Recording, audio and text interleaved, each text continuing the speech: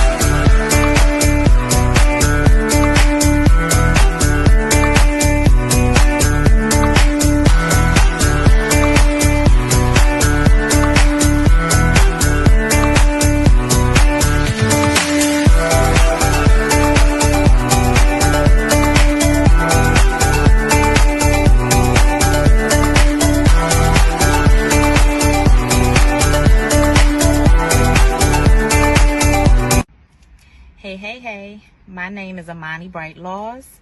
I'm a travel business owner.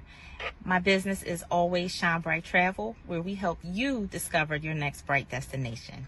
I want to talk to you really quickly today about becoming a travel business owner. Listen, if your passion is traveling, if your passion is exploring the world, if your passion is wanting to travel and explore the world, then you should become a travel business owner, okay? I have 2 easy ways to get started. Less than 1 minute, okay? The first way, up here, our website, travelagentworkshop.com. And please use my sponsor ID, Always Shine Bright, okay? The second way is a text code. Text the word workshop to the number 281-767-9711. And again, reference my sponsor ID, Always Shine Bright, okay? Listen. The workshop is free. It's a free 3-day workshop, which gives you all the information on how to get started to become a travel business owner. Okay. Any questions that you have will get answered within that workshop. Okay. So let me meet you on the money making side of travel, where you can turn your passion into your paycheck. Y'all know what time it is. It's your boy Chef D-Nail. Over here at Guess Who's Cooking. Good cooking, good eating, good living. Y'all know how we do it every Sunday about this time, man. We're going to get straight to it. We got the chicken and dumplings, all right? We got the perch fish with the mac and cheese, with the yams, with the 5 cheese toast over here on the Texas side.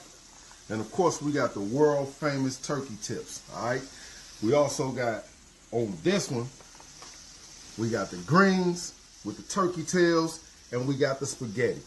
You already know what time it is, man. Hit the link, 773-992-4737 is the phone number to place your order every Sunday, all right? And you can hit us up on the Cash App to make payments at Guess Who's Cooking, the number 2, all right? You can hit the www.guesswho'scooking on the World Wide Web. You can catch us on Facebook Marketplace under Guess Who's Cooking, and of course on TikTok, man, at Guess Who's Cooking. Come on down, get your orders.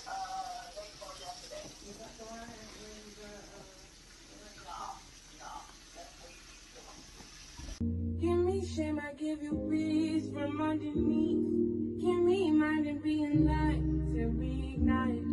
Can you open up the doors to let me in? Can you open up the doors to let me in? You could put the heart inside, don't touch my head. As I sing the love inside from out my mouth. Tell me what you need to find. Tell me now. Tell me what you need to find.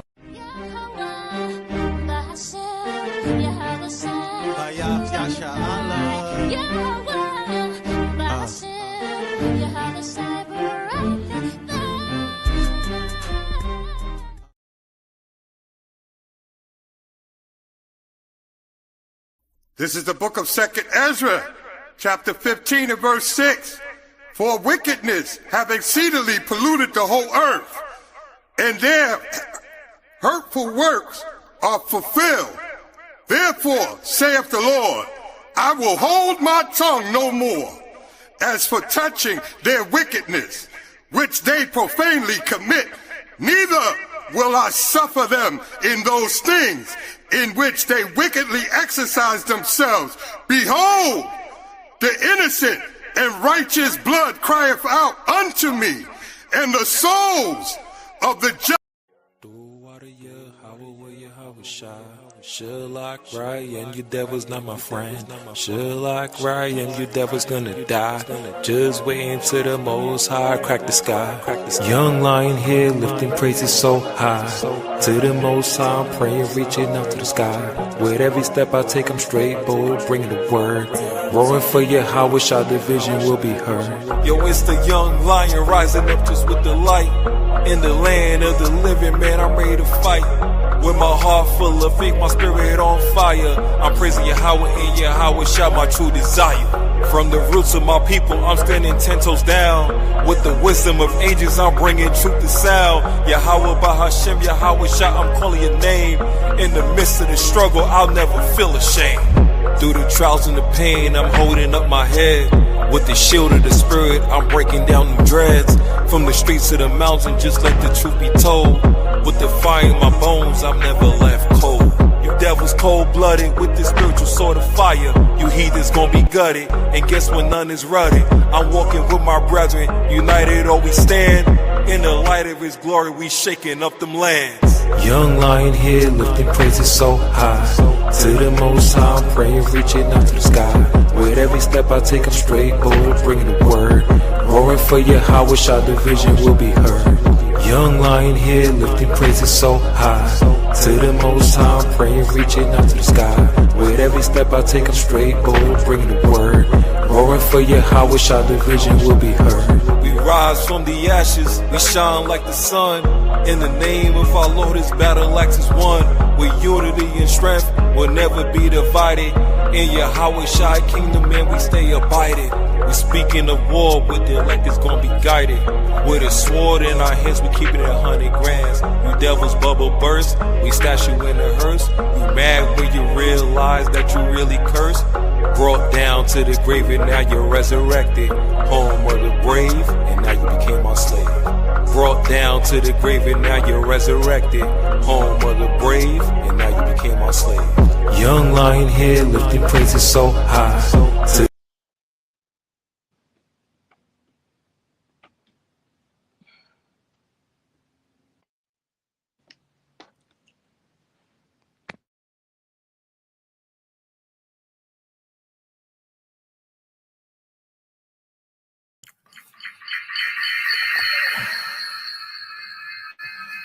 okay.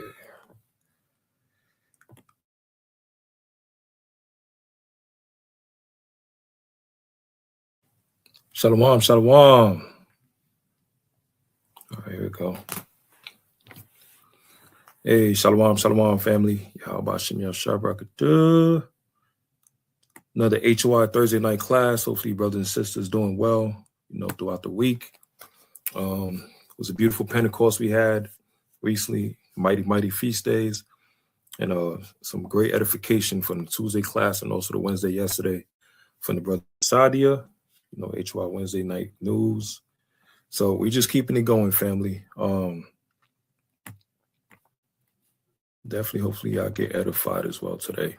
So once again, all praise Yahweh Shem Shah's brother Ariyah. I'm coming at y'all with a topic today, talking about why do Muslims keep Eidaladha, right? So Eidaladha, a lot of people don't know what that is, so we'll get into it ASAP. Let me show y'all what it is. And yeah, I got all this stuff, King. I got the laptop. All praises, man. I got the laptop. All right, so let's get into it. Let's see what is Eidaladha. All right. Let's get into it.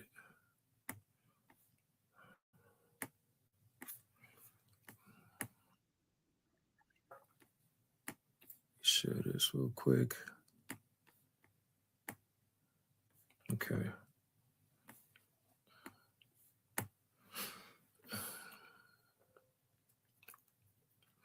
So I'm gonna start off with this video. It's basically gonna give you an explanation what is Eidaladha. Is a big holiday that a lot of Muslims worldwide celebrate, right? And I want to give y'all some information based on the stuff that's gonna come out with this video. Is gonna show y'all that this whole world is built upon deception, is built upon the hatred against the children of Israel. Like we always say with Psalms 83. There's nations have a perpetual hatred against us. And we always talk about Esau, like Psalms 83, the Lord always mentioned Esau first throughout the list. But right next to Esau, number 2 is Ishmael, right? So let's just go through this video real quick and let me show what we're talking about. Muslims all over the world are celebrating one of the most sacred and meaningful days in Islam. It's called Eidaladha. But what is Eidaladha really about? And why is it such a big deal? Eidaladha is known as the Festival of Sacrifice, and it goes back thousands of years into the incredible story of Prophet Ibrahim, or Abraham, peace be upon him. One night, Ibrahim had a dream. In it, Allah commanded him to sacrifice his beloved son, Ismail. Imagine that. The son he waited for, the one he loved most. This wasn't just any test. It was the ultimate test of faith. And without hesitation, Ibrahim submitted to Allah's will. He told his son about the dream. And astonishingly, Ismail, still a boy, said, "Do what you are commanded. You will find me, if Allah wills, to be patient." They both walked to the place of sacrifice. Ibrahim laid his son down. And as he was about to carry out the command, Allah stopped him. It was only a test of obedience, a test of trust. And Ibrahim passed it with flying colors. Instead, Allah sent down a ram from the heavens to be sacrificed in Ismail's place. And from that moment on, Muslims remember this act of faith and devotion every single year during Eid al-Adha. On this day, Muslims around the world sacrifice an animal, usually a sheep, goat, cow, or camel, to honor that legacy. But it's not about the meat. It's about submission to God, gratitude, and charity. The meat is divided into 3 parts. One for your family, one for relatives and friends, and one for the poor. It's a time of giving, a time of sharing, a time of remembering that everything we have comes from Allah, and that faith sometimes means giving up what's most beloved to us. But Eid isn't just about sacrifice. It's also a day of celebration. Muslims dress in their best clothes, attend the Eid prayer in large gatherings, visit loved ones, give gifts, and spread joy. It's a moment of unity across nations, cultures, and languages. So if you see Muslims celebrating right now, smiling, hugging, sharing food, they're not just having a party. They're honoring one of the greatest acts of submission in history. They're remembering a father and a son, both willing to give up everything for the sake of God. And they're reminding themselves and the world that true faith is not just words. It's trust, it's sacrifice, it's love. That's the story of Eid al-Adha. That's what Muslims are celebrating right now. Okay, so Eid al-Adha, right? So now, I want to show y'all All the people that's celebrating it. For example, I'm from New York. Shout out to the Knicks. But you know what I'm saying? Let's get the chip, goddamn, but no folly. Let me see. Madani, right? Madani, president or mayor of New York. So this is Madani. I'm gonna show you on the screen. This is Madani, the mayor of New York, right? Who's also participating in this celebration, which was started yesterday, Eidaladha, right? So now Madani, look at him right here.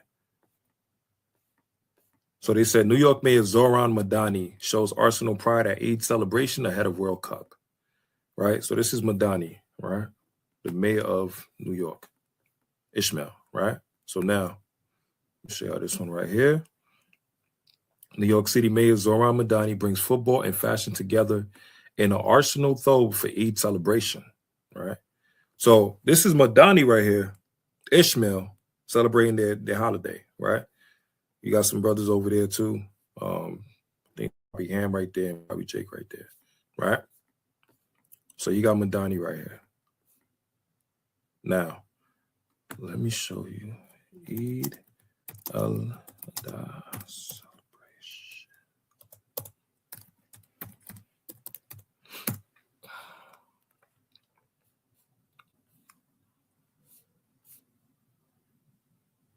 So now,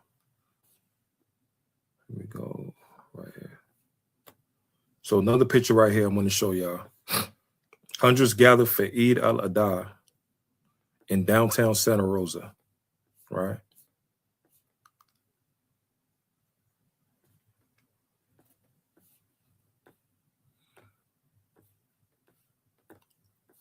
Let's see. Let me show you this. All right, let me share the screen right here. So you can see it. The first one I was showing was Madani, right? So this is Madani that was celebrating Eidaladha, right? And he got everybody around him. He got Jake, he got Ham mixed in and all of that stuff, right? So they all celebrating Eid, right? So now, let me show you this next picture right here. Right here. Hundreds are gathered for Eidaladha in downtown as well to Santa Rosa, right? So many examples. Now, the thing with this holiday, this is celebrated worldwide by all Muslims, right? Worldwide by all Muslims. All right, let me take this one out. Now, I want to show y'all there's a big contradiction, because while millions of people all throughout the world are celebrating this holiday, all of it is based on lies, right? What do I mean by that? Let's go into the scriptures real quick. Let's go to Genesis chapter 22.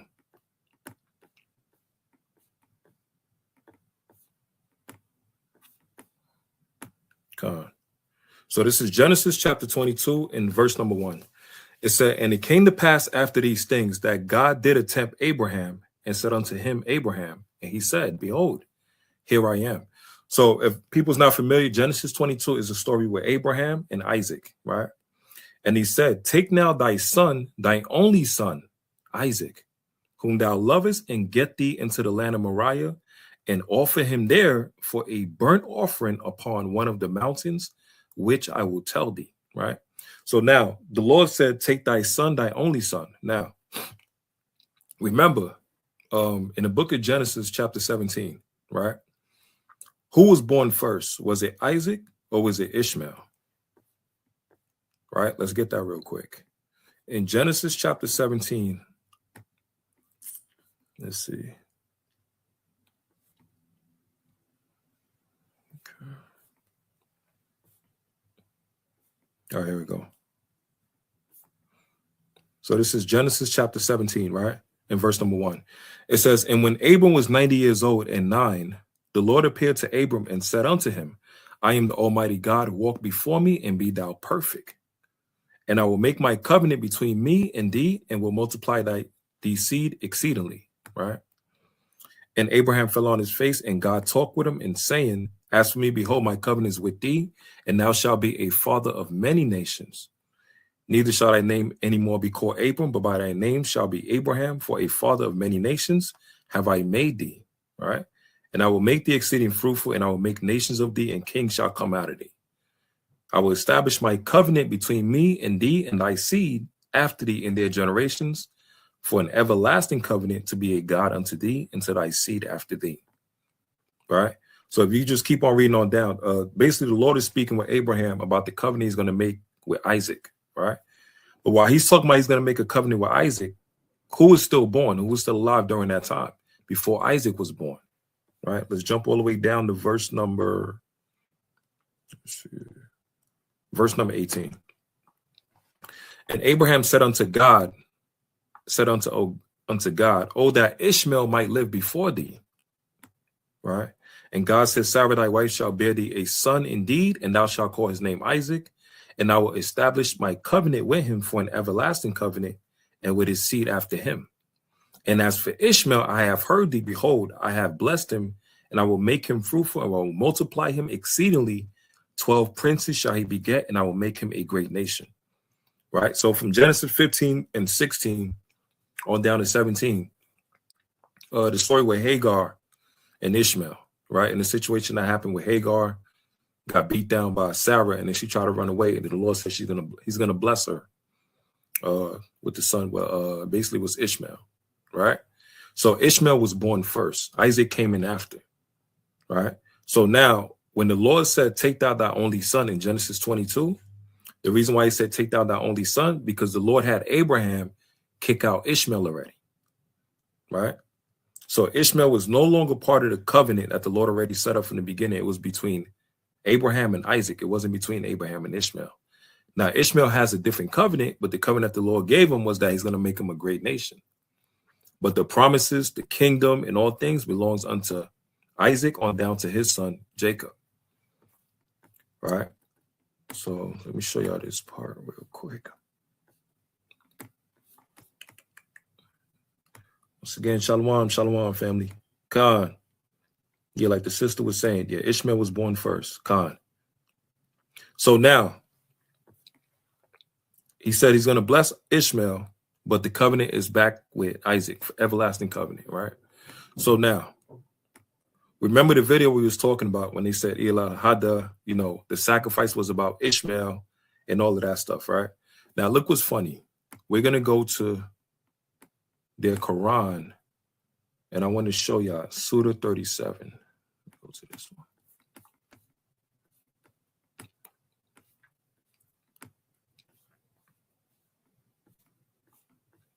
And we'll go back to the video as well, too. But I want to show y'all Surah 37.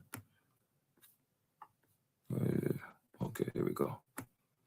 All right. So this is Surah 37, verse 100, right? Or Surah al-Safat, right? So now, if people was asking, where do you find where they say Ishmael was sacrificed in the Quran and all of that stuff?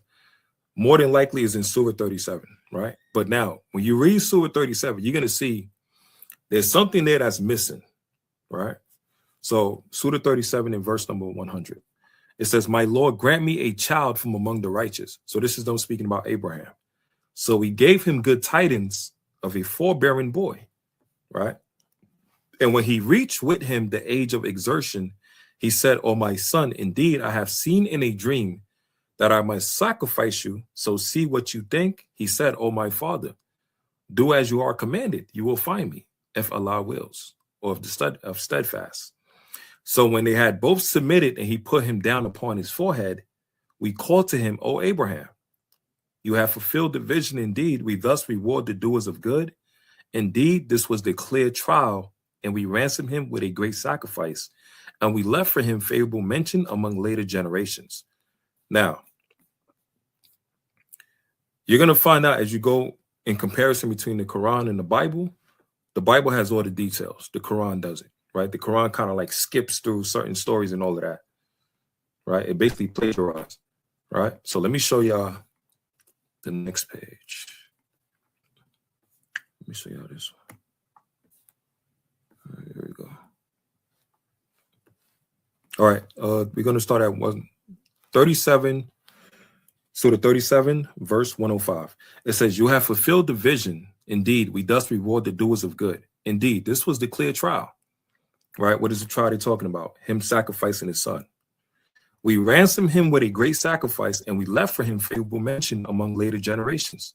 Peace be upon Abraham. Indeed, we thus reward the doers of good. Indeed, he was of our believing servants, and we gave him good tidings of Isaac, a prophet from among the righteous, right? So when we read Surah 37, verse 100 on down to verse 112, it never mentioned Ishmael, nowhere at all, right? It never mentioned the name Ishmael, right? But let me show y'all this as well, too. It only mentioned Isaac towards the end, which was verse 112 right here. Good tidings to Isaac. But it never mentioned Ishmael all throughout this story, right? Now, if we go to Genesis 22, let's go to Genesis 22.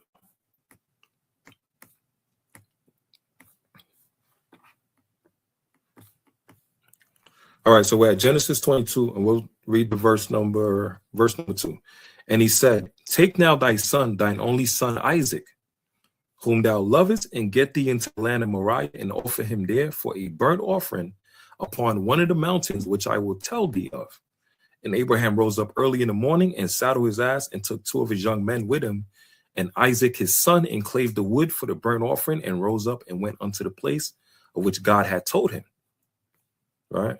Slakia, which God had told him. Then on the 3rd day, Abraham lifted up his eyes and saw the place afar off. And Abraham said unto his young men, abide ye here with the ass, and I and the lad will go yonder and worship and come again to you. Right? So this is basically Abraham telling Isaac to wait. Right?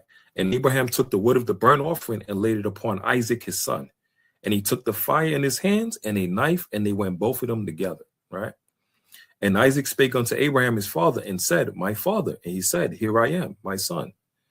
And he said, behold, the fire and the wood, but where is the lamb for a burnt offering? Right? Keep in mind the key word with lamb for a burnt offering. And Abraham said, my son, God will provide himself a lamb for a burnt offering. So they went both of them together. And he came to the place which God had told him of. And Abraham built an altar there and laid the wood in the order and bound Isaac his son and laid him on the altar upon the wood. And Abraham stretched forth his hands and took the knife to slay his son. And the angel of the Lord called unto him out of heaven and said, Abraham, Abraham. And he said, here I am.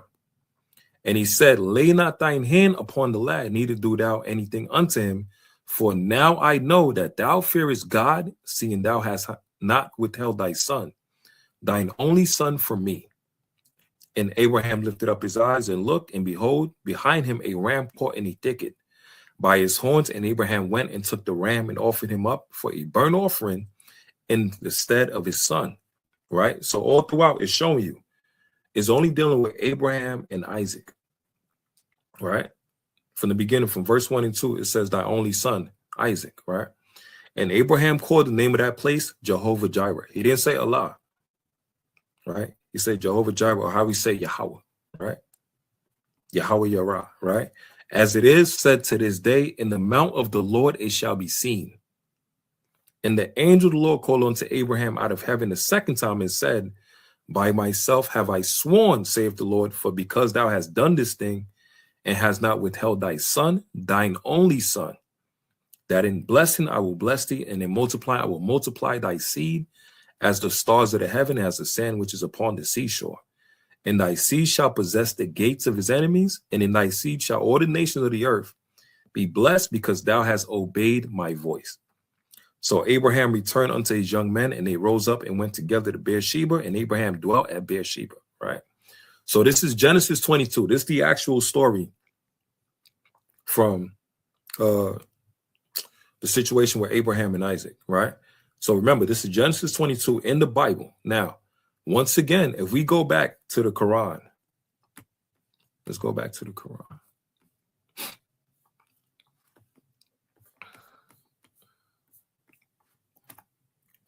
If we go back to the Quran, this is Surah 37, right? Surah Al-Safat. If we go back to the Quran, right, and you keep reading, my Lord, grant me a child from among the righteous, So he gave him good tidings of his forbearance. So when he reached with him the age of exertion, he said, "O my son, indeed I have seen in the dream that I must sacrifice you. So see ye what ye think." So, "O my father, do as you are commanded. You will find me if Allah wills of the steadfast." When they had both submitted and he put him down upon his forehead, we called to him Abraham. So if you notice, look at the comparison with the Bible and the Quran, how detailed it is in the Bible, right? Where it shows Abraham gathering the wood, walking his son up to the mountain, right? It shows intricate details in the Bible compared to the Quran. And the Quran is kind of like they're speeding things up. Now, as you keep on reading down, nowhere in this is it mentioned that Ishmael was the sacrifice at all, right? But they got millions of people today lying on Abraham, saying that Abraham was attempting to sacrifice Ishmael, right? They say Abraham was attempting to sacrifice Ishmael. Millions of people today is celebrating Eidaladha, and they thinking that Abraham actually tried to sacrifice Ishmael.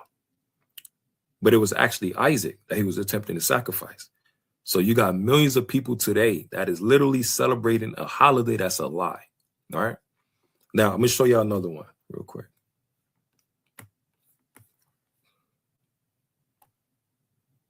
Right. Khan, they lied about the whole thing and said the Bible is corrupt. Right. Khan, Macabre, you're right. So let me show you another example right here. Let me get this picture right here. Here we go. All right, so this right here is talking about Eidaladha, right? It's the celebration they started yesterday. Feast of the Sacrifice, right? Feast of the Sacrifice. In the second of the two main festivals in Islam, alongside Eid al-Fitr, it falls on the 10th of Dhul Hijjah, right? The 12th in the final month of Islamic calendar. Celebrations and observance are generally carried forward to the 3 following days, known as Tashriq days, right? So this is Eid al-Adha, showing examples. And like we said earlier with the video, making a sacrifice for the lambs and everything, right? Now, where's it at right here? All right, here we go. Eid al-Adha, depending on country and language, is also called the greater or large Eid. As with Eid al-Fitr, the Eid prayer is performed on the morning of Eid al-Adha, after which the Udhiyah, or the ritual sacrifice of the livestock animal, is performed. In Islamic tradition, pay attention to this. In Islamic tradition, it honors the willingness of Abraham to sacrifice his son as an act of obedience to God's command, right? So, all right, it says Abraham is sacrificing his son, right? Now, look what it says. Depending on the narrative, either Ishmael or Isaac are referred to with the honorific title of sacrifice of God, right? Pilgrims performing the Hajj typically perform the Tawaf and Sa'if of Hajj on Eid al-Adha, along with the ritual stoning of the devil on the Eid day and the following days, right? So what is it showing you? It says depending on the narrative, because it's two different narratives. Either Ishmael or Isaac are referred to with the honorific title sacrifice of God. So even when you look it up, they're not even sure who was the actual sacrifice of between Ishmael and Isaac for their holidays. Ain't that crazy? They're not even sure. But what came first, the Bible or the Quran? The Bible's literally giving you the details in Genesis 22 that Abraham was attempting to sacrifice his only son, Isaac, at the time, right? But today, 2026, you got millions of people all throughout the world celebrating a holiday that's built on lies and deceptions of our forefather Abraham and Ishmael. All throughout the scriptures always try to find a way to steal our heritage, always. Now, if a Muslim come and he's like, hey, but the Quran said we're supposed to, this is our story, this is our holiday. Yeah, but let's see what your Quran says as well. Let's see what else your Quran says. All right, so this is in the Quran. This is Surah. Let me put it right here. I don't know if y'all can see it.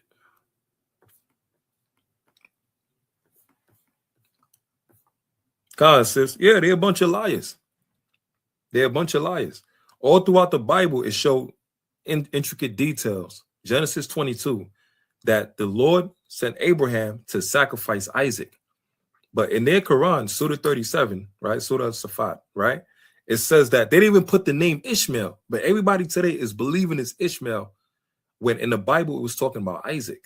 And remember the covenant in Genesis chapter 17 and verse in chapter 19 as well. The Lord said what? He's going to bless Ishmael and make him a great nation. But the everlasting covenant, the prophets and the promises, everything belongs to who? It belongs to Isaac and his seed. Right? So let's get this real quick. This is in the Quran, Surah Nas, right? Surah Yunus, right? So that's Surah 10. So I'm just giving y'all the numbers so y'all know what to look at. Surah 10 and verse 94, right? So look what it says, right? So I'm reading English. It says, so if you are in doubt, O Muhammad, about that which we have revealed to you, then ask those who have been reading the scripture before you. The truth have certainly come to you from your Lord, so never be among the doubters. So what is their Quran saying? If a Muslim is in doubt with their Quran, if they're confused, because remember, in Surah 37, it said it was a sacrifice. Abraham made a sacrifice, and a lot of Muslims believe that the sacrifice was of Ishmael. But it don't say that in their Quran. But if you go to the Bible, it actually shows you who the actual sacrifice was that Abraham was attempting was who? Was Isaac. So now for a Muslim, if their Quran is telling them, if you're in doubt of your Quran, because that story is a contradiction now. You know what I'm saying? The story for them in Surah 37, right? Surah Safat is a contradiction right now. Because once again, what came first? The Bible. So even in their Quran, they're telling you, if you are in doubt, go back to the people that were of the scriptures. Who are the people of the scriptures? The children of Israel.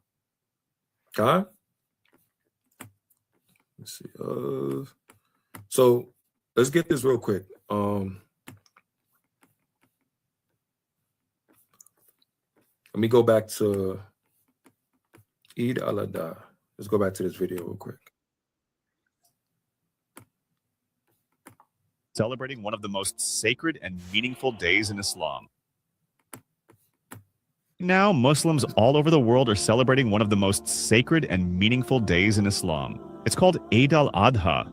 But what is Eidaladha really about? And why is it such a big deal? Eidaladha is known as the Festival of Sacrifice, and it goes back thousands of years into the incredible story of Prophet Ibrahim, or Abraham, peace be upon him. One night, Ibrahim had a dream. In it, Allah commanded him to sacrifice his beloved son, Ismail. Imagine that. The son he waited for, the one he loved most. This wasn't just any test. But yeah, see now? In their Quran, it in nowhere is said specifically Ishmael. Specifically. It didn't even tell you either one of his sons just to make it easy. No. Nowhere in their Quran it says specifically Ishmael. But that's what everybody take and run with it. That's how bad Ishmael want to steal our covenant and our blessings. Right? All these nations, they want everything that we got. It's like that saying with let me look this up real quick. I heard this term past 2 months, and I'm like, never heard this before, right? Let me find this real quick.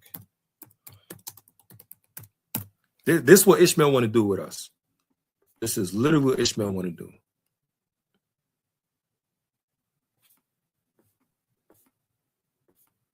Not just all these nations, but boy, Ishmael, boy. Let me see. All right, I'll go with this video right here. Slack it.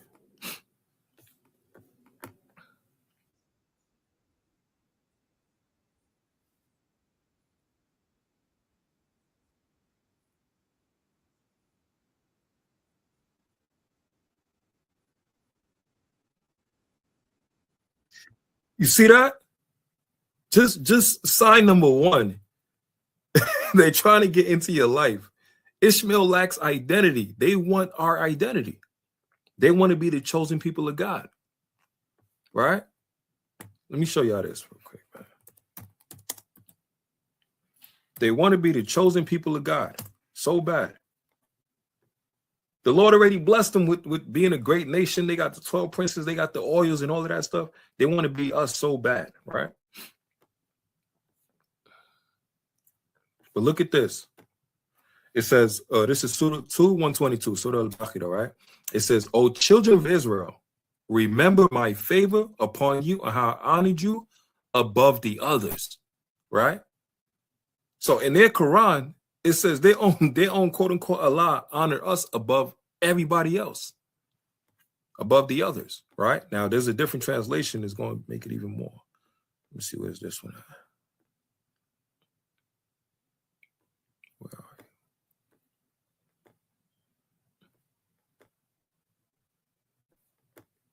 Look at this. There's a translation right here. Dafim commentary. It says, children of Israel, recall my favor which I bestowed upon you, and I exalt you above the nations of the world. All right. Children of Israel, remember how I bless you and favor you over other people. All right. Children of Israel, remember my blessing that I conferred upon you and that I gave you excellence over the worlds. Now, once again, what came first, the Bible or the Quran? The Bible came first. So now, where do they get this verse from? Let's go to Genesis. Let's go to Deuteronomy chapter 7. Deuteronomy chapter 7. So this is Deuteronomy chapter 7 and verse number 6. So it says, Deuteronomy chapter 7 and verse number 6. It says, for thou art an holy people unto the Lord thy God. The Lord thy God has chosen thee to be a special people unto himself above all people that are upon the face of the earth. So the Bible, which came first, already had the scripture in there. Deuteronomy chapter 7 and verse 6. The Lord already made that covenant and said that the children of Israel will be above all nations of the earth, right? But in their Quran, with Surah 2, 122, Surah Al-Baqarah, right? They literally trying to steal everything that we got. It's destiny swap, basically. Right? Oh, children of Israel, remember how I blessed you and favored you over other people. Children of Israel, recall my favor which I bestowed upon you, and I exalted you above the nations of the world. So if the Quran is saying that the children of Israel were exalted above the nations of the world, guess who's also part of those worlds? Ishmael. Right? Same as Moab, same as Ammon. It says basically above all nations of the world. And they get it from where? Our Bible. They literally plagiarize our book. And then Surah 1094, it tells you basically for the Muslims, if you got confusion in your Quran, you don't understand certain things, go back to the people of the scriptures. Who are the people of the scriptures? Us, the Israelites. Right? Show you this right there. Khan, sis. Khan, they literally try to destiny swap. They're trying to steal everything that we got. Everything. Even stole the story of Abraham and Isaac and switched it up and said Ishmael. Right? So number one, what do? They try to reverse themselves.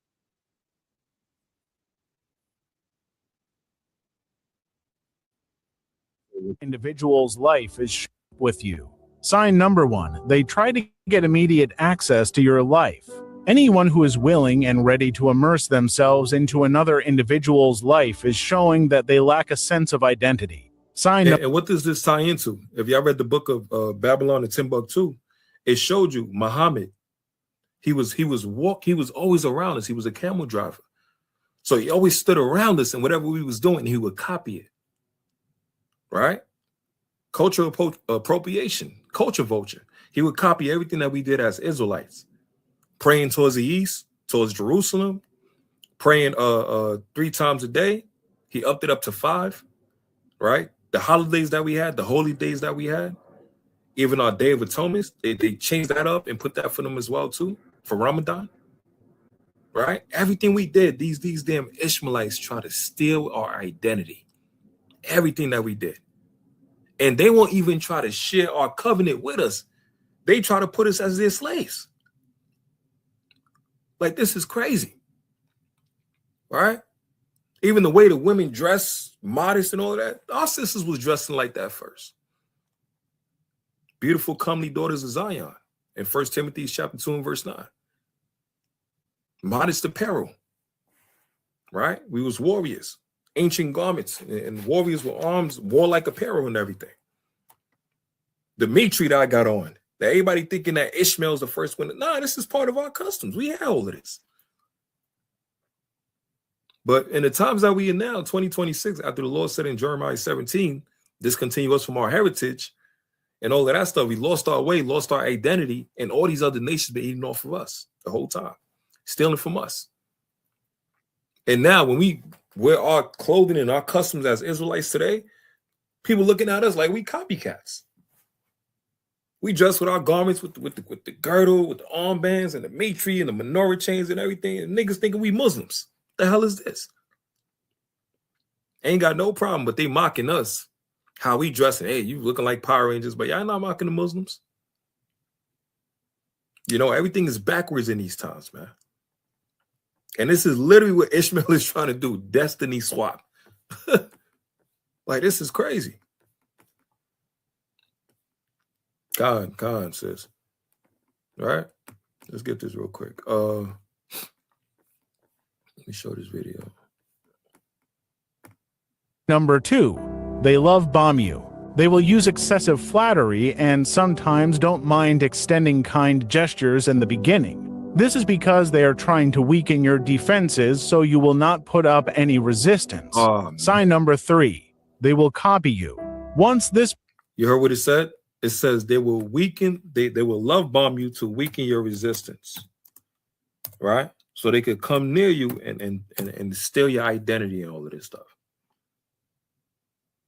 Right? Now look at this. Look at this, man. Lord of mercy.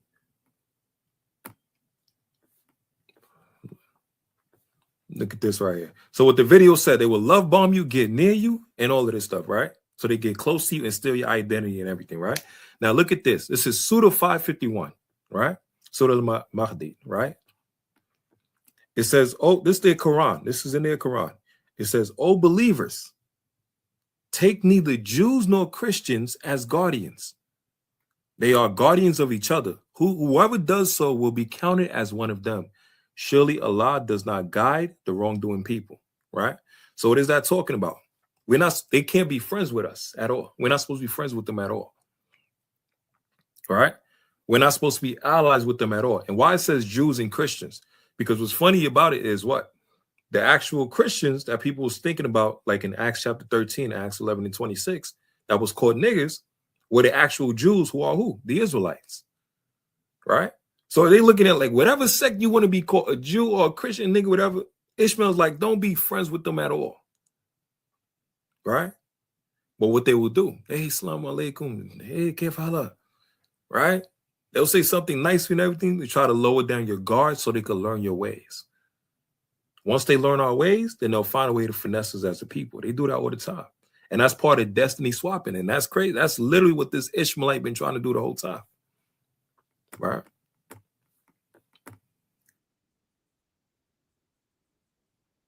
Defenses, they will start to... Sign number 3, they will copy you. Once this person has gained access or successfully weakened your defenses, they will start to copy your hairstyle, choice of clothing, hobbies, and other attributes. They are emulating you in hopes of taking your place. Sign number 4, they will infiltrate... You heard what it said?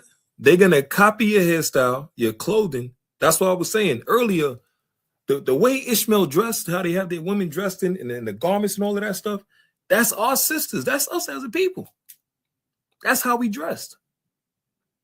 Mighty, royal. We had different materials. We had the linen, right? Able to keep us cool in the summer and all of that stuff. That's our people. That's how we dress. That's all throughout the scriptures. Lord said, put on your beautiful garment, Isaiah chapter 52. Right?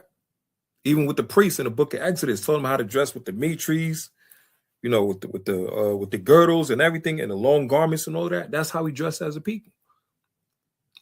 And now today, we dress Israelite custom. People think we Muslims, right? Because the Muslims try to steal what belongs to us.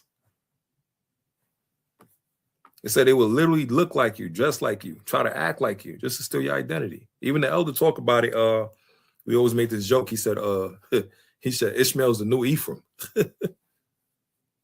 You know, they come over here to America, they start to dress like us, try to talk like us, act like us. That's culture vulture right there. Right? And now 2026, we got to fight for our right to be identified as the children of God. infiltrate your social circle. A person manipulating you in hopes of taking your place. Sign number 4, they will infiltrate your social circle. A person who is trying to destiny swap with you will do everything in their power to befriend your social group and gain favor with others who are fond of you. This is because they plan to taint those people's perception of you by causing division and creating gossip. Sign number 5, they will become hostile. Once a person has successfully gained access and acquired enough information about you to attempt a destiny swap, they will become more hostile and rude. This is also a time where they will attempt to replace you. If they feel that they have successfully completed their mission, their snake-like character will start to show. It may blindside you, but the reality is this was this person's character all along. This phase is similar to the discard phase in the narcissistic abuse cycle. Once someone believes they have successfully destiny swapped, they will discard the person they emulated. Those were the— Oh my God, you see that? Isn't that what Muhammad did? Once he learned the ways of an Israelite and how we did things, how we did our feast days. Slacky, let me find this joint real quick, man. Let me find this real quick.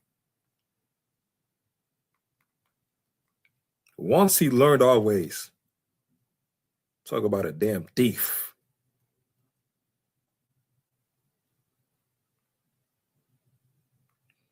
Find this one, Muhammad.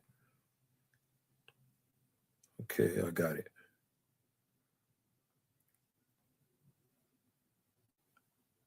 Yeah, once this dude learned our ways, the customs and everything, learn how we pray, which direction, all of that stuff, learn about our holy days, Day of Atonement and all of this stuff, the Passover that we had, they switched it up and then he put, Ramadan, mixed it all in. Day of Pentecost, which they switched up and put as the night of power. Once they learned our ways, they took everything that we had and tried to force us into their religion, into Islam. Right? Let's see. Let me get this one right here.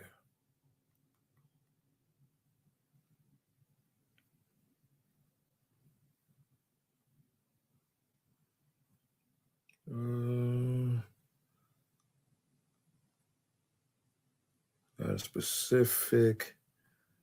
All right, here we go. This one right here, Babylon to Timbuktu.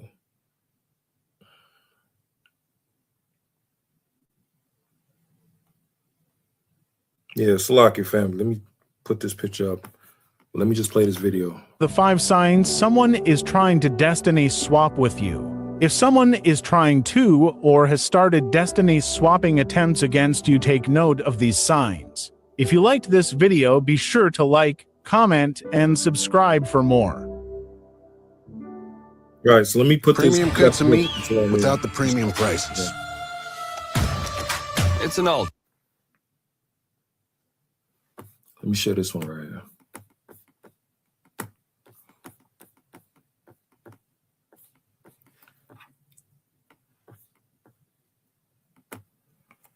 All right, so this is another example I want to show y'all. This ties into that book with Babylon and Timbuktu, and they got this other one as well. Put this.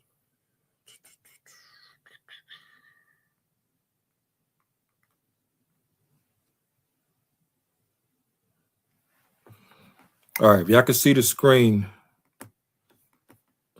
Con, what this is, let me see. Right, they don't really like you. Con, like the sister was saying, they don't really like you, but get close to you to find out your ways. And when you figure them out, then they try to distort your image to other people. Right, that's a narcissist. Right, that's a narcissist. And what else? It says other people, like they do with us now, make people believe we're all like what they display on TV. Right, and that's what the stereotypes. Right. They say niggas love watermelon, all of this. But you know what's funny? They said niggas just love chicken and watermelon. But they took something that's positive and turned it into a negative. Like, for example, I did some research on watermelon, and listen, bro, we grew watermelon as a people, and I'm growing one right now, right? The watermelon, it took like less than 3 months to grow, right? And Within a watermelon, it has damn near about 50 seeds in a watermelon. So we're just growing one watermelon. You got 50 seeds in that one watermelon. You can grow 50 more. And within each watermelon is 50 or more seeds in it, right? Did you know that with us growing watermelon, we damn near was crippling Esau's economy? We're just growing watermelon. We damn near was crippling this devil's economy. Why? Because the watermelon is a superfood, is a superfruit. Has water in it, nutritious and everything, and all of that stuff. It's healthy, right? And as well, it grows fast. And then plus, we was bartering with each other as a nation, as a people within each neighborhood. Person grew rice, and we would trade rice, watermelon, so on and so forth, right? Chicken, beans, whatever, and all of this stuff, right? We didn't need this damn devil. We didn't have to depend on this devil. We kept things amongst ourselves. We was doing so good with growing watermelon as a business that he had to create a caricature. This devil had to create a caricature mocking us because of us eating watermelon. When the watermelon was already good for us, it was positive, it was healthy for us and all of that stuff. So he had to mock us and create a caricature and try to shame us for us doing something positive within ourselves as a nation. And he was mad. Why? Because he couldn't get in. He couldn't get a cut of it. He couldn't get a cut of it. So he was pissed off. He was mad, right? Same as with chicken. We have farms and all of this stuff, right? Come on, like they do with us now. Come on, beautiful point, sis. But back to the point. If you ever read the book Babylon and Timbuktu, it talks about Muhammad and all his damn thieving stuff he was doing. It's still in our culture, history, heritage, and all of that, and remixed it and created Islam and all of that stuff. That's in Babylon to Timbuktu, right? But I want to show you a quick example of these damn devils. Let me show you this real quick. Right? So it says Islam is like the 7th century all the time. The Arabs are the children of Abraham by the Egyptian Hagar, right? We know that in Genesis, who live apart from the tribes of Israel, and became pagans, right? They worship hundreds of deities.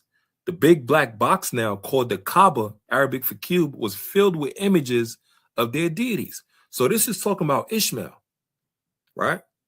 He was the wild man. He was worshiping hundreds of pagan gods and all of this stuff, right? One of the which was called Allah. So one of their deities was called Allah. A moon deity, right? A moon god, which is pagan, right?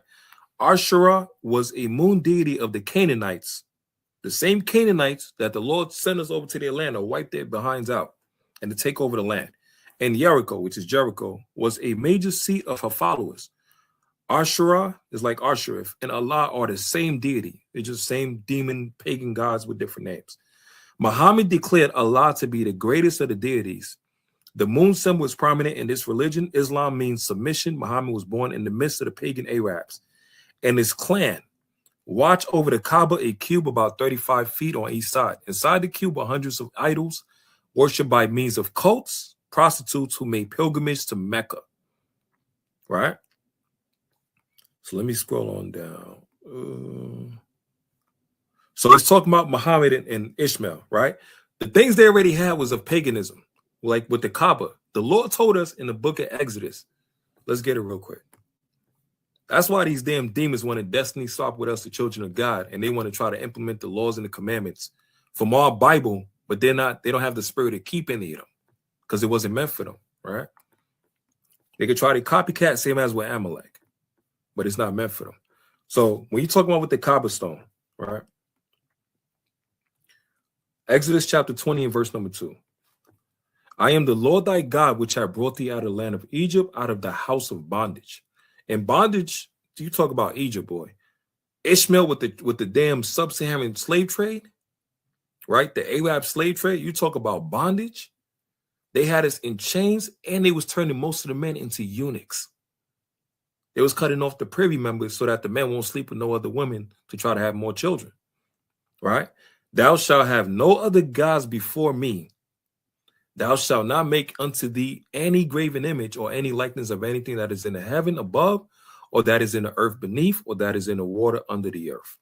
Thou shalt not bow down thyself to them, nor serve them, For I, the Lord thy God, am a jealous God, visiting the iniquity of the fathers upon the children unto the third and the fourth generation of them that hate me. Right? So this was in Slaki, Exodus chapter 20. So the Lord said, us as a people are not supposed to bow down to no other gods, no graven images, whatever, stones or whatever. So now, if you go back to this picture right here,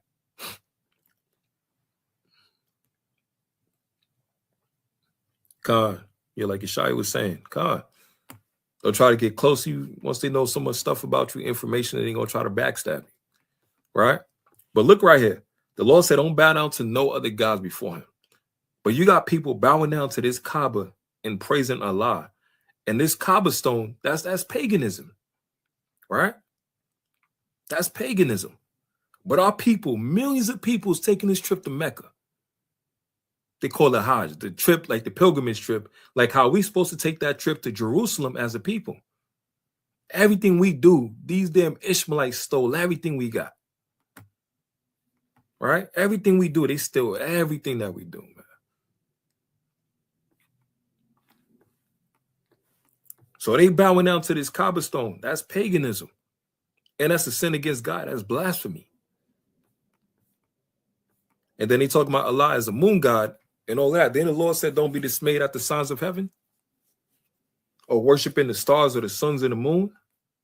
Right? Well, that's what Ishmael does. That's part of his custom. That's part of his heritage. But our people today is millions of our people that's blacks and Hispanics and American that's in the cult of Islam. And that culture of Islam even celebrating the Eidaladha today. Right? Most of them was celebrating Ramadan. I seen one nigga slide. I seen one dude, he had a damn long Muslim garment with the Knicks jersey. I was like, what? Like, this is crazy. Our people is mixing in worldly ways with spiritual aspects of things. Let me show you this in Deuteronomy chapter 28. Let's get Deuteronomy 28.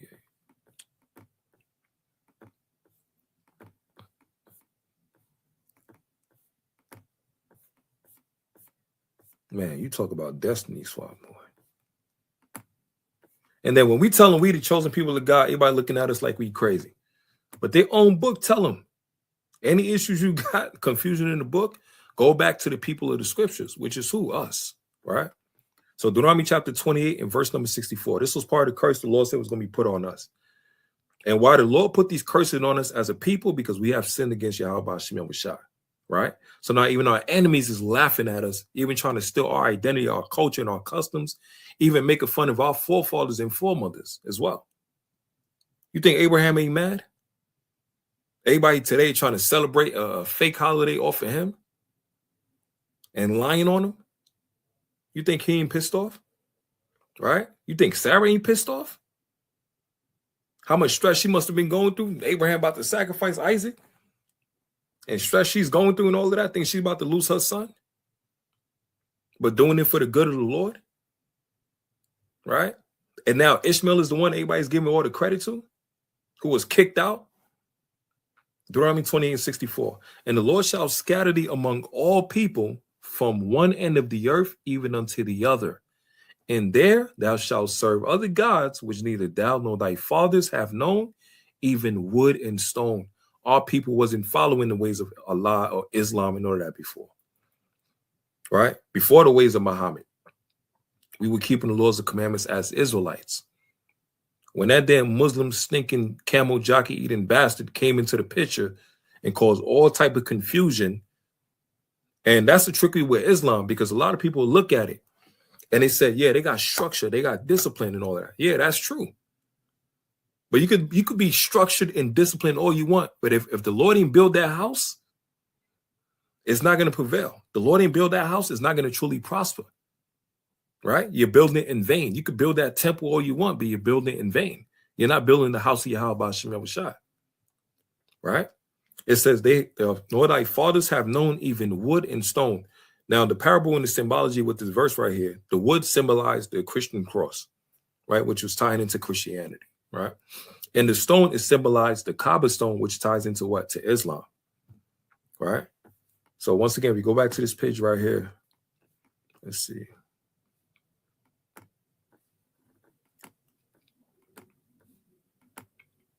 Go back to this Facebook. Right?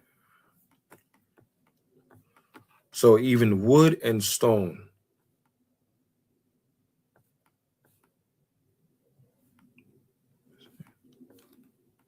So just showing y'all a quick example. The stone right here is talking about is the cobblestone. Right? The wood, once again, Cesare Borgia and Christianity. So it says all people be following these type of customs and religions, right? And it's a trap right now, basically. Either you're going to be in Christianity and Jesus is white, Jesus is all love and all this stuff, or you're going to be in Islam, you know, Allah and Muhammad, and it's all confusion. But all people are stuck in one or the other, and that's both confusion. And guess what? You're not in the right place because you're wasting your time building for the heathens instead of building your own people, your own nation, right? But the whole earth right now is celebrating this pagan holiday, relying on Abraham, on Father Abraham right now, right? Let's see what the brothers said.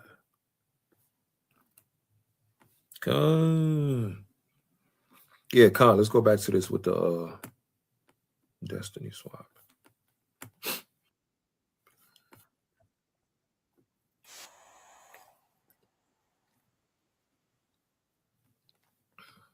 Let's go back to this part.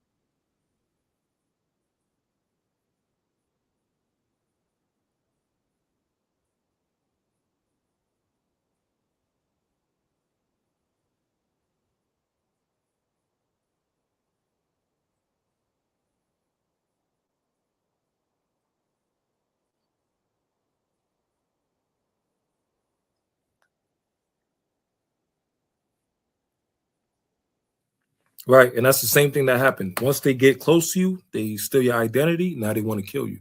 That's what Muhammad did in the Book of Babylon and Timbuktu. He tried to force us to follow in the ways of Islam, and our people say we'd rather die than to follow in their ways, right? Slocky. So let me get this real quick.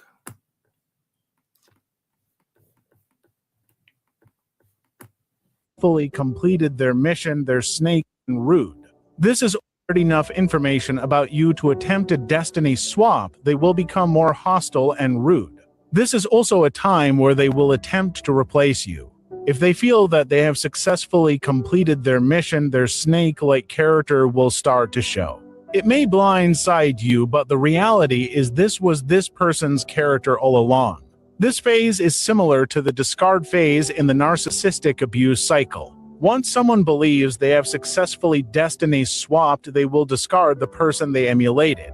Those were the 5 signs someone is trying to destiny swap with you. If someone is trying to or has started destiny swapping attempts against you, take note of these signs. If you liked this video, be sure to like, comment, and subscribe for more. All right, so let me show another example as well.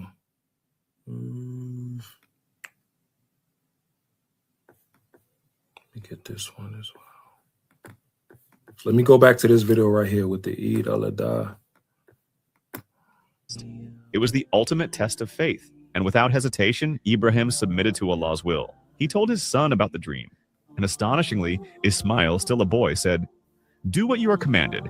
You will find me, if Allah wills, to be patient." They both walked to the place of sacrifice. Ibrahim laid his son down, and as he was about to carry out the command, Allah stopped him. It was only a test of obedience, a test of trust.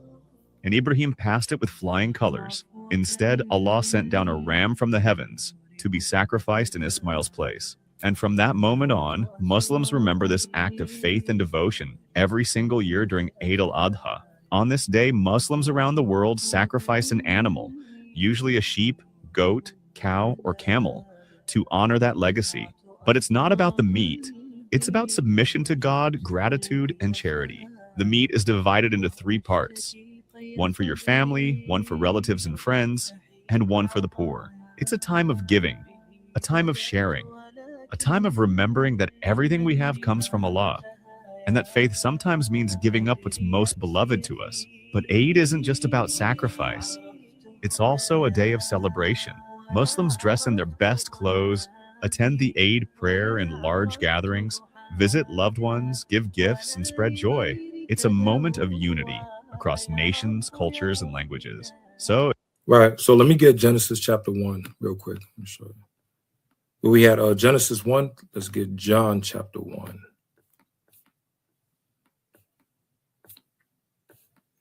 Because once again, what they're talking about with Abraham, Isaac, and Ishmael, the sacrifice, right?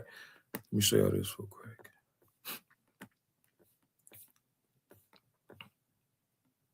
Because they said they would kill either sheep, it could be livestock, like sheep, lamb, goat, whatever, right? Now, once again, I'm going to show you how the connection. This is John chapter 1 and verse number 29. The next day, John seeth Yahushua coming unto him and saith, Behold, the Lamb of God, which taketh away the sin of the world, right? So that lamb that it was talking about, saying the Lamb of God is speaking about Yahushua. Now, let's go back to Exodus. When they're talking about a sacrifice. Exodus chapter 12. This is the Passover right here, right? Okay, here we go. This is the book of Exodus chapter 12 in verse number 1. And the Lord spake unto Moses and Aaron in the land of Egypt, saying, This month shall be unto you the beginning of months. It shall be the first month of the year to you. Speak ye unto all the congregation of Israel, and saying, In the 10th day of this month they shall take to them every man a lamb, according to the house of their fathers, a lamb for an house. And if the household be too little for the lamb, let him and his neighbor next unto his house take it according to the number of the souls. Every man according to his eating shall make your account for the lamb. So why did I stop right here?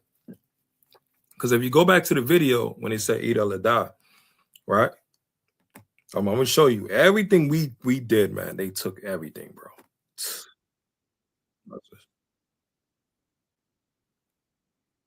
Here we go.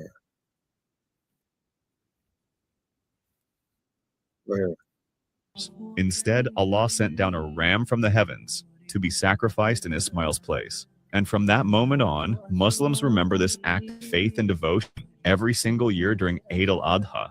On this day, Muslims around the world sacrifice an animal, usually a sheep, goat, cow, or camel, to honor that legacy. But it's not about the meat. It's about submission to God, gratitude, and charity. The meat is divided into 3 parts. One for your family, one for relatives and friends, and one for the poor. It's a time of giving. You see, it says the meat is divided, one for family, one for relative and friends, and one for the poor.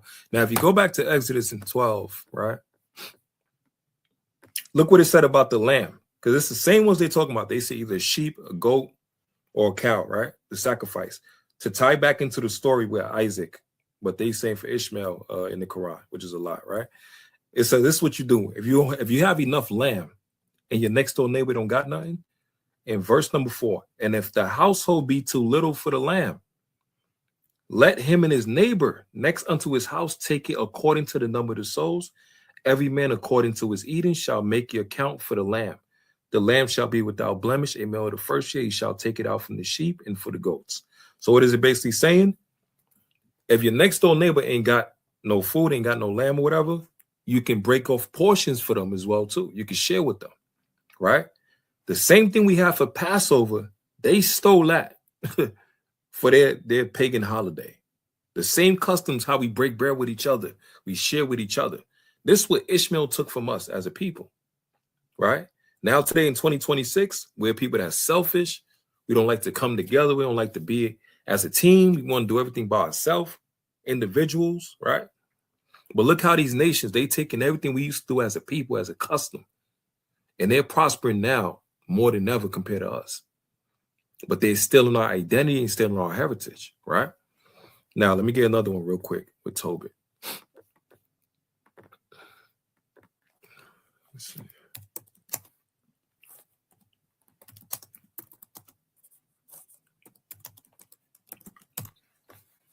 Let me show this another video.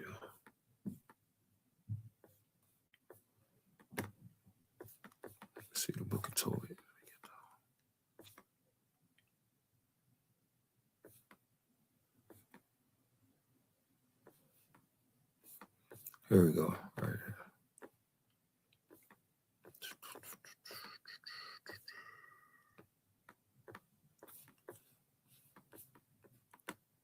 Let's see.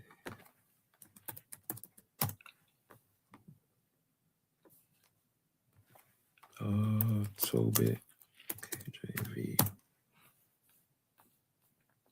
All right, here we go, right here. All right, so this is the book of Tobit. Let me show you this.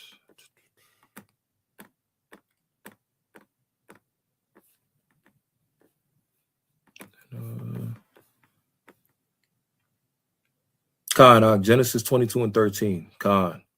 Same as with the ram. Leviticus 11 and 4. Eat not the camel. It is said they shed a lamb, cow, or the camel. Right. That's a good point right there as well. Right. That's a good one right there as well. Leviticus chapter 11.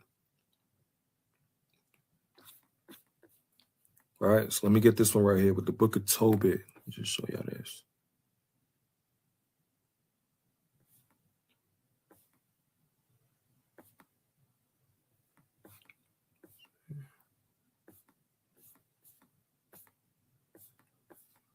That's a good point too as well. Yeah, Macabre was saying with Genesis 22, right? To show like with the video with the ram in the thicket. So literally everything we have in the Bible, they take it all. They take everything. Shalom, shalom, family.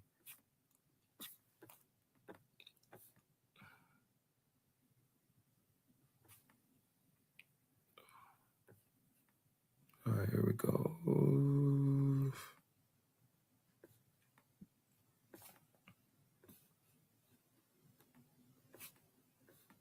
All right, here we go. Tobit chapter 1. So this is Tobit chapter 1, and we'll go to verse number, here we go, verse number 3. So it says, I, Tobit, have walked all the days of my life in the ways of truth and justice. I did many alms deeds to my brethren and my nation who came with me to Nineveh, into the land of Assyrians. And when I was in mine own country, in the land of Israel, being but young, all the tribe of Naphtali, my father, fell from the house of Jerusalem, which was chosen out of all the tribes of Israel, that all the tribes should sacrifice there, where the temple of habitations of the Most High was consecrated and built for the ages. All right, so this Tobit, give you a quick introduction, right?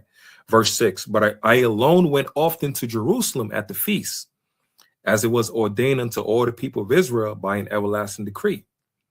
All right, so remember, when they was talking about with the Muslim, with the Hajj, the pilgrimage that they make to Mecca, Tobit was talking about I alone went to Jerusalem as the feast, at the feast as it was ordained unto all the people of Israel by everlasting decree, right? Same as in the book of Acts chapter 2, with Pentecost. The people traveled to Jerusalem on a Pentecost, right? Having the first fruits and the tenth of increase with that which was first shorn, and then I gave at the altar to the priests of the children of Aaron, right? So this basically, Tobit is basically telling you, you know, the orphans that he made, you know, charity and everything, right? He put his portion in for the nation of Israel, right? Now, verse number 10, and when we were carried away captives to Nineveh, all my brethren and those that were of my kindred did eat of the bread of the Gentiles, but I kept myself from eating because I remember God with all my heart. So this is also showing you what? The bread of the Gentiles also could symbolize what? You following in their customs, right? You following the ways of the heathens as well too. Like in the book of 2 Maccabees chapter, I think it was 2 Maccabees chapter 6. Our people was forced to follow in the customs of Bacchus, right? They was forced to follow in the ways of Bacchus, right? Now, verse number 15. Now, when Manasseh was dead, Sennacherib, his son, reigned in his stead, whose estate was troubled that I could not go into Media. And in the time of Manasseh, I gave many alms to my brethren and gave my bread to the hungry and my clothes to the naked. And if I saw any of my nation dead or cast about the walls of Nineveh, I buried him. So when this verse is showing you what? It's showing you the charity of our people, right? Even in Leviticus, it talks about with a harvest. When you got a harvest coming, like we was talking about with the Pentecost, Feast of First Fruits, the Lord was saying what? Don't take everything that falls off the tree, off the fruits and the vegetables that you have. The Lord told you to what? Leave some for the poor, right? So we always gave alms to our people. We always was charitable as a nation, as a people. We always considered the poor within our people, within our nation. Now, the same thing that we do Ishmael take our customs and they want to be the same as us. They want to do the same exact thing as us. Same as them praying 5 times a day. They get that from us. The Lord said for us in 1 Thessalonians chapter 5, pray without ceasing, right? Daniel prayed like 7 times a day. David prayed 7 times and even more. All throughout the scriptures, everything we did that was righteous, the Ishmaelites come in and they try to copy and paste, and then we get no credit for it, and then they want to put us as slaves. But now today, they celebrating Eidaladha, and millions of people celebrating it. Even our people, I bet people in Old Block, they celebrate like they always do, right? So what is happening? We're living in a world of lies and confusion. Let me see something.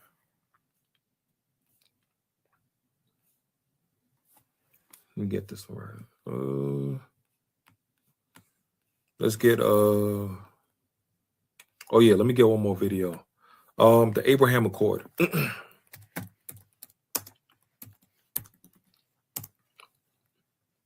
Abraham Accord. So let me show you this last video. This tying into the Abraham Accord.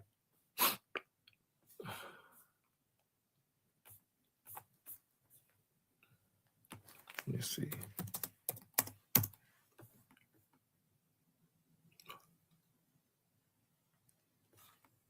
All right, here we go. Right here.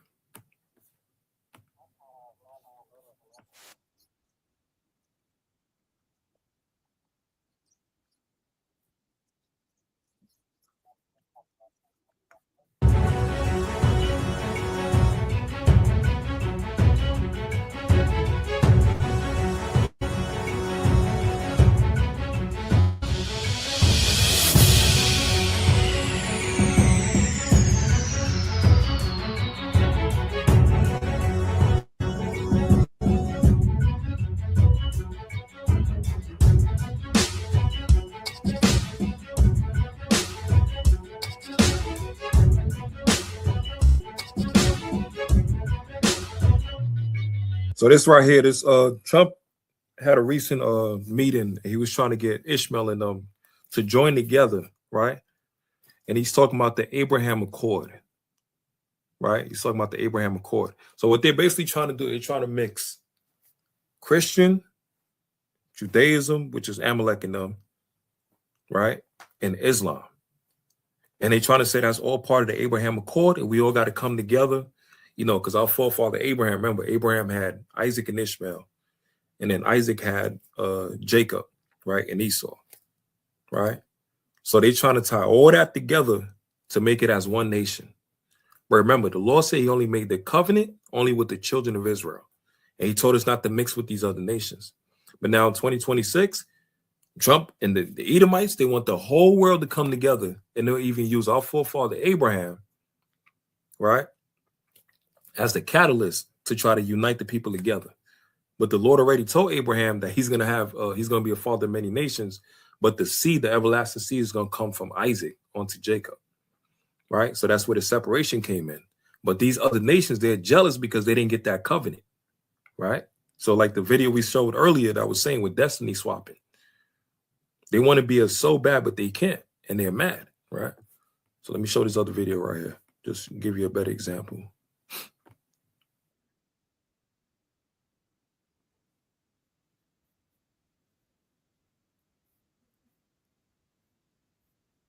Wednesday and urged him diplomatic overture. U.S. President Donald Trump met with interim Syrian President Ahmed al-Shara in Saudi Arabia on Wednesday and urged him to pursue normalization of ties with Israel.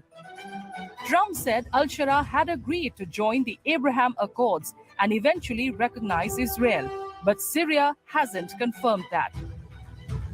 Trump, in a speech in Riyadh on Tuesday, expressed hope that Saudi Arabia would soon join the Abraham Accords and recognize Israel, while acknowledging that it would do so in its own time. Saudi Arabia long has maintained that recognition of Israel is tied to the establishment of a Palestinian state along the lines of Israel's 1967 borders. The Abraham Accords are landmark agreements brokered by the United States in 2020 that normalize diplomatic relations between Israel and several Arab nations, including the United Arab Emirates, Bahrain, Sudan, and Morocco. these accords are basically, normalizing relation between Arab states with Israel. Diplomatic, political, and economic cooperation between these countries, what they call it, this will help establish peace in the region. So Americans, this was proposed by the Americans, and Americans are promoting it. Israel is one of the most trusted ally of the United States, and since Americans are plan to withdraw from this region, their forces, and they want Israel to provide protection or cooperation and military support to these countries. These countries are weak and dependent on United States for security. So this accord becomes very important for Israel and for Americans. The Abraham Accords marked a significant shift in Middle East geopolitics as the signatories recognized Israel without waiting for a resolution to the Israeli-Palestinian conflict. The Accords are named after Abraham, a revered patriarch in Judaism, Christianity, and Islam, making him a unifying figure across the three main... You see that? A patriarch revered by Jews, Christians, and Muslims, right? So these heathen, they will try by any means necessary to try to sneak their way into our covenant, right? They already got, and look, all four of them got that contract. They made the signature signs and everything. They already got a blessing from the Lord. Ishmael, his blessing that the Lord said he will make him a great nation, 12 princes. They got the oil, they got the riches, they got billions of dollars and all of that stuff. They got their own country and everything, right? Esau, we already know what Esau's blessing is. The Lord said he's going to bless him with the sword to commit war all throughout the earth. He's ruling right now. This is his kingdom right now, and he's still falling right now. He's losing everything, power and all of that, right? Jews, who they tied into this, Amalek is running the whole thing. Look what Netanyahu went back and forth with Trump, right? A lot of Americans finding out that Netanyahu and Israel, the Israelis, are the one that's actually running America.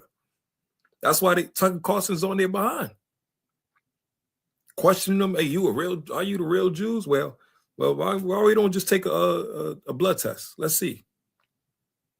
And the Amalek like, whoa, like, hold on, what are you talking about? Hell, no, we don't need to do none of that. Whoa, we don't need to do none of that. Right? Their lies are starting to be exposed now in these times. So they're like, by any means necessary, for the Jews, the fake Jews, Amalek, the Christians, right, ties in with the Edomites and all of them. And they say America's supposed to be a Christian state and all of that, which is a damn lie, right? White Jesus. And then for the Muslims, tying in with Ishmael, even with the Iranians, because they all unified under Ishmael, which is with Islam. They all unified by that, right? And Iran is speaking about the Persians. Iran speaking about the Persians, right? Saudi Arabia is speaking about Ishmael. But what happens with the Iranians and the true Ishmaelites, the Arabics, they all unified by the religion Islam, right? And then now they're trying to unify with Amalek, Esau, and Ishmael, and even the Persians as well. They're all trying to unify for this Abraham Accord. And guess who's not allowed in it? Who's not included in it? The actual Jews, the real chosen people of God, which is us, the blacks and Hispanics and the American. And they're using our forefather in the covenant that the Lord said with him unto our foreparents, the patriarchs, right? They're using that against us to kick us out of our own deal that the Lord made with us, right? Major religions. Wicked as hell. The agreements aim to foster cooperation of trade, technology, security, and tourism while presenting a united front against regional threats. For a long period of time, the U.S. has, under Trump, has wanted to wanted Saudi Arabia to normalize with Israel, because that is really the big ticket reality of the Abraham Accords moving forward. The Saudis are part of IMEC, for example, the India-Middle East Economic Corridor, and that again heavily relies on the fact that Saudi and Israel normalize ties, so that trade and political contact can take place. So one of President Donald Trump likes big ticket deliverables. So he is pushing the Saudis under Mohammed bin Salman to sign that with Israel. Previously, the Saudis have made it very clear that signing of any such agreement or accord with Israel is reliant on the Palestinian issue and sort of how that moves forward. The significance of the Abraham Accords lies in their potential to reshape regional alliances and open new economic opportunities. Experts suggest the Accords could also benefit India by fostering deeper cooperation between India, the Middle East, and Europe. What if you could clean your retainer at the touch of a button? No more brushing or tablets. Over 4 years ago, our team of engineers knew there had to be a quicker, easier. So the Abraham Accord is another version of Psalms 83. That's basically what that is. What are the Abraham Accords? Hi, I'm Joel Rosenberg, founder and editor-in-chief. And let me show one more video. What was it? Iran. Blacks. Chosen Lego. Okay. So this is a quick video. This one right here is talking about Iran, and Iran is killing America with these Lego videos. They going in right now, right? So Iran is basically telling the people that the blacks, the African Americans in America, we're the chosen people, basically, and they know that. They know we're the real Jews. They know we're the chosen people of God. And it's funny, everybody trying to cop a plea now because they know Yahushua coming. All right. Even the Pope, that damn bastard, the Pope talking about, I apologize for slavery. Yeah, it's too late to apologize. The damage already done. The hell are you trying to apologize for? The damage, on behalf of my people, I apologize. Well, give us some damn reparations. And watch out, don't be our damn slaves or something. The damage is already done. You don't need to apologize no more. When Yahushua come, he's putting all you devils in chains. The damage already done. You know? Even an article, what was it? 123 countries. We was talking about it last month. 123 countries voted that us blacks, his so-called African-American people, have suffered the worst atrocity on this earth, which was a transatlantic slave trade. And we're going to include the Native and Seminole Indians and Northern Kingdom as well, too. Suffered the worst atrocity, the transatlantic slave trade. And 123 countries agreed to give us reparations, but only 3 countries disagreed emphatically. And guess who that was? That was Israel, which was Amalek, Netanyahu. That was America, which is with Trump in America, right? Babylon the Great, and also Argentina, right? And quiet is kept. When people get some chance and do some research, Argentina is run by Amalek, right? So you got some of these heathens like, yo, they deserve to get their reparations. And Esau Amalek like, hell no. Right? But let me show y'all this. This is a quick video. Let's end it off with this. So this talking about us. This is where Iran put a video for. They've been going at America nonstop, throughout this war and everything. Right? Pope talking about, I apologize. All right. To them chains come. Let's get this real quick.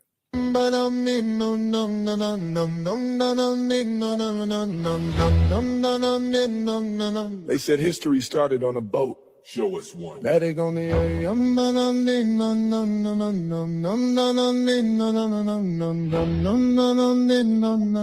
the land remembers before the lie. Yeah.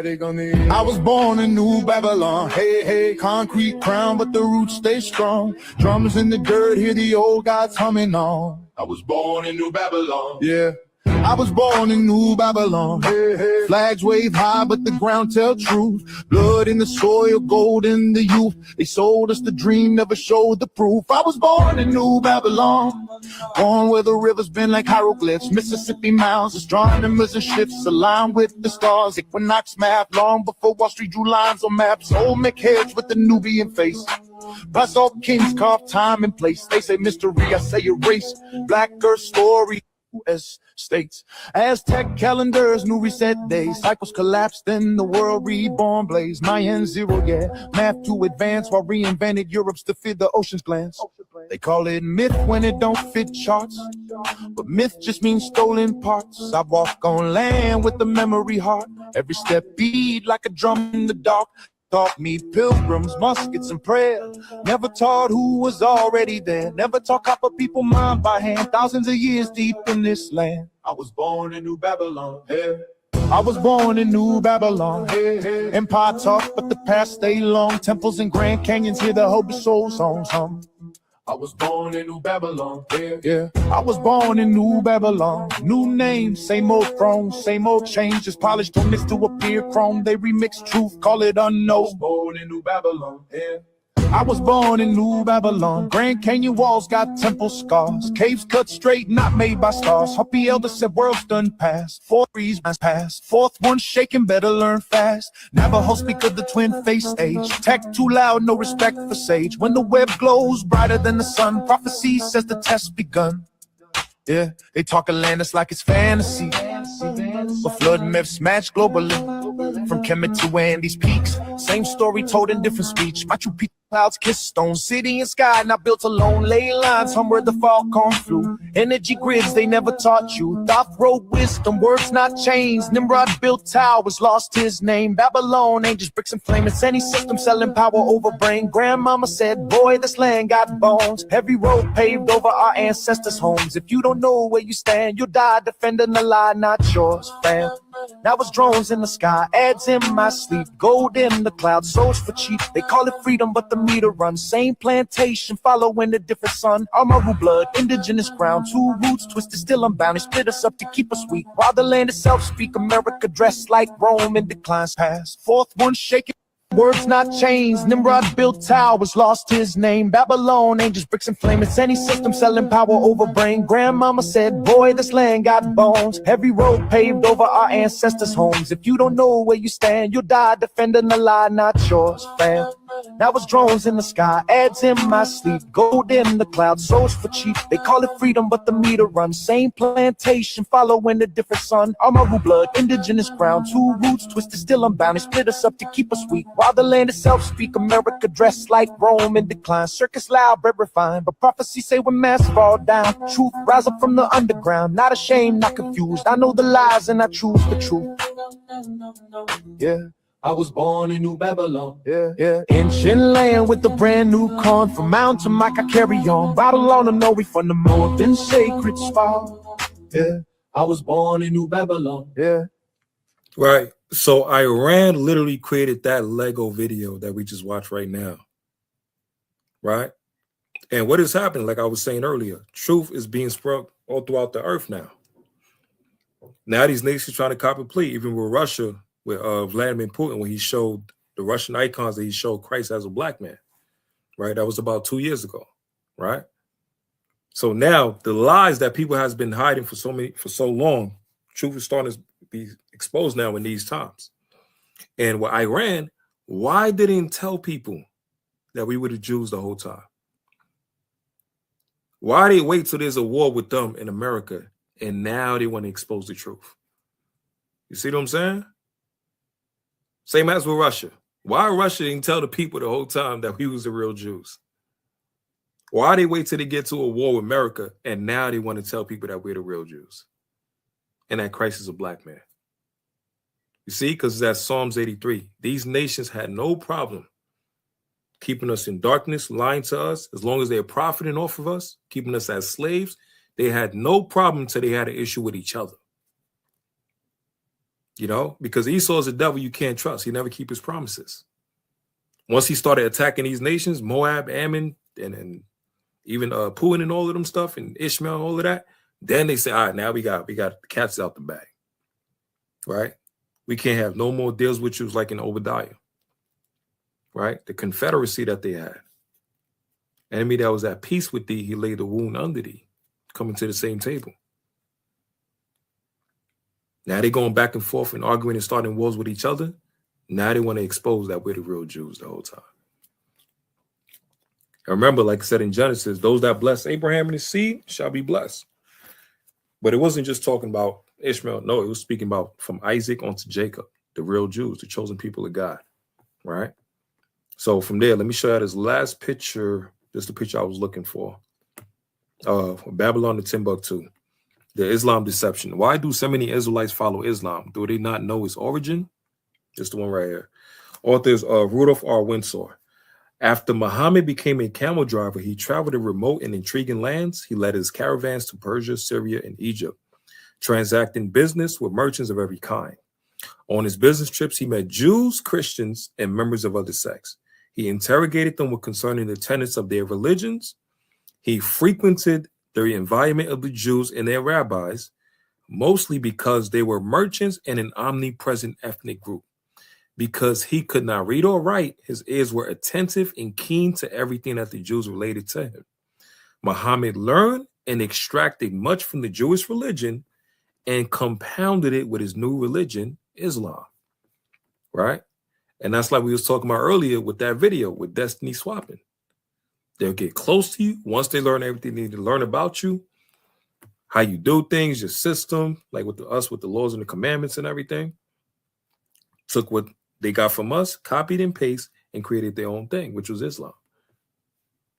Right? Let me see this. Slack here. So he spent a lot of his time learning the laws of the Torah and the Tanakh. No doubt this was where he found out that his ancestors were from Ishmael. Right? And that's where in Genesis chapter 15. I think it's 15. Incidentally, by this time, the Hebrew Old Testament had been translated into Arabic, and the Arabs were rapturously pleased to read about their great ancestors in the story of the Hebrew patriarchs. This fact alone helped Muhammad to inspire in the Arabs the feeling of nationalism and racial pride, because they had read in the Hebrew scriptures that Ishmael was to become a great nation. Right? That's in the book of Genesis. The Lord says he's going to make him a great nation. But that's it. It was because of this pride that he went on to describe himself as a prophet, when the Quran clearly states that the prophets are and will always be from Isaac, right? Let's get that one quick precept real quick. Amos 3:7.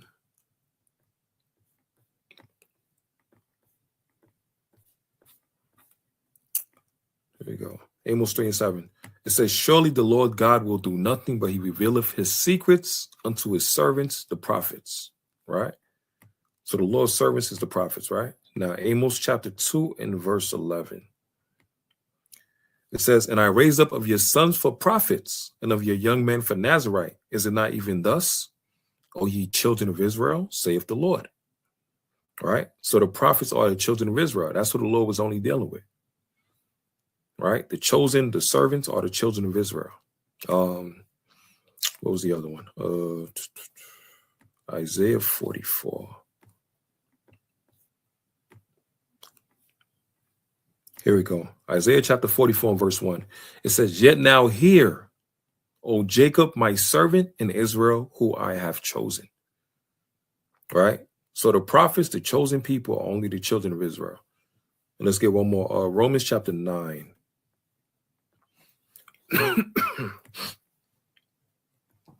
Romans chapter 9 and verse number 4. It says, who are Israelites, to whom pertaineth the adoption and the glory and the covenants, the old covenant and the new covenant, right? And the giving of the law and the service of God and the promises. The giving of the law, the 613 laws, which was tied into the Torah. Right? That was only given to the children of Israel. And the service of God, which is the servants of the Lord, which are the prophets, which is only us. And the promises, which is what? The promise of the kingdom of heaven and us having rulership and ruling all these nations that have put us into slavery and subjection. Right? Whose are the fathers, and of whom as concerning the flesh Christ came, who is over all, God blessed forever. Amen. Right? So the Messiah, Yahushua, only came for the children of Israel. He didn't come for everybody else.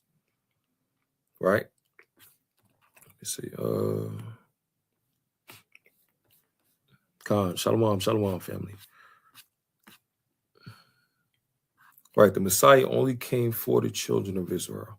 like in Matthew 15 and 24. He only sent for the lost tribes of the children of Israel. Let me get this picture right here. Last one.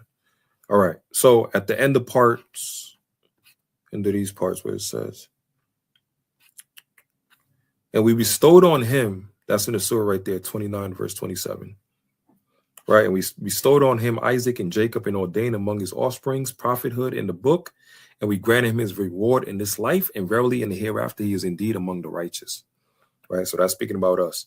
Clearly, this tell you that the gift of the prophecy was ordained to the sons of Abraham, Isaac, and Jacob, not Ishmael. It also tells you that his seed were given the Torah.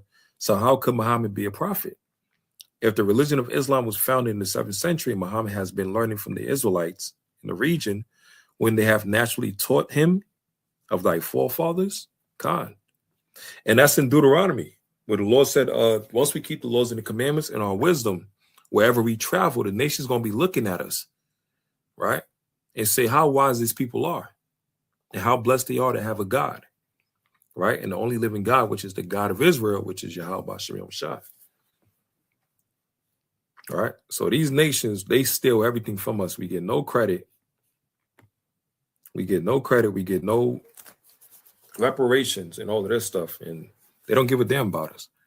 But they want to steal our feast days, our holy days. They want to remix it and create their own customs and all of this stuff. And millions of people is following it and keeping it. And like the Lord said in Isaiah 54, he said, they shall gather together, but not by me. Right? But when it comes to us as the children of Israel, the Lord said, gather together, O nation not desired, in Zephaniah 2 and 1. Right? So we're going to gather together as a nation. We're going to start to keep the laws and the commandments of God, keep our feast days and our customs. We just kept the Pentecost, which was a mighty Pentecost. We had a beautiful time. Right? We got an upcoming new moon that's coming out. What do you call it? June 14th. Right? June 14th will be the next new moon, more than likely. For us in Chicago, we got June 7th cookout. For those that are in the Midwest area, for HOI Chicago annual 5th June 7th cookout. Right? We got new moons on the 14th, June 14th. We also have Khan's, the oracles of Yahweh. Khan, like 1 Peter 2 and 9. And Isaiah 8 and 20, right? And what's the other one? 1 Peter 4 and 11, I think. Yeah, oracles of God. We also got what you call 4th of July that's coming up. The 4th of July rebuke. So once again, we have June 7th. For those of Chicago and the Midwest, we have the cookout. June 14th, we will have the new moon feast day. And we have the 4th of July event that's coming up for the rebuke. So this brother Ariel, hopefully brothers and sisters was edified. Most High we're working on like a part 2 and 3 with these type of lessons, pertaining to Islam and Ishmael and all of that stuff. But today was about Eidaladha, which was a celebration that happened yesterday. And it's just based off of lies. Our people celebrating things of lies and not realizing that we're the real Jews, and every nation on this earth is partaking in deception, partaking in trickery, while the children of Israel are still out here in America suffering. But day's going to come, family, and we're going to get our just due from Yahweh B'Shem Shai and bring justice and judgment unto the wicked of this earth and the heathens, and put their behinds in slavery. So with that, all praise Yahweh B'Shem Shai. Hopefully, brothers and sisters was edified. And Kwam Yeshua. We're going to close out with the Lord's Prayer.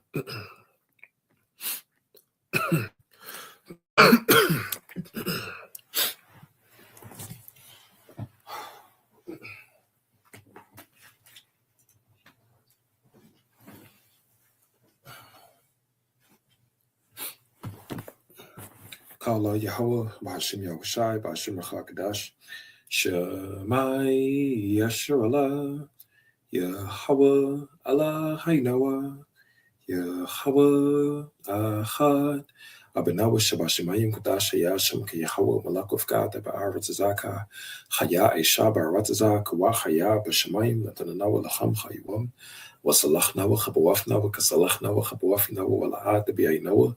Banasayawan, Bal Hawashainawa, Mayan Rai, Kayalaka, Hamalakwa, for Allah, what the birth, like William, Amen. Our Father which art in heaven, hallowed be thy name. Thy kingdom come, thy will be done on earth as it is in heaven. Give us this day our daily bread. Forgive us our debts, we forgive our debtors. And lead us not into temptation, for thine is the kingdom and the power and the glory forever and ever. Amen. There's the curse prayers for Ishmael and the heathens.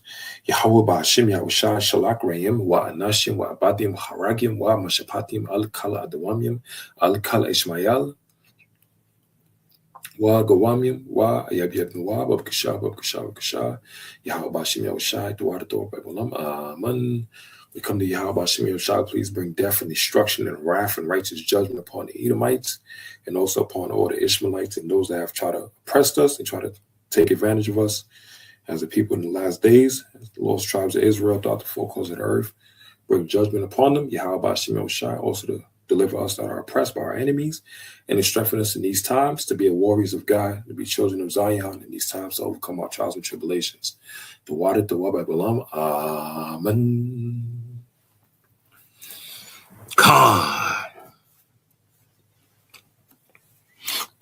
Khan family. So with that, all praise Yahweh Ba'ashim Yahushai and Kwame Yashala.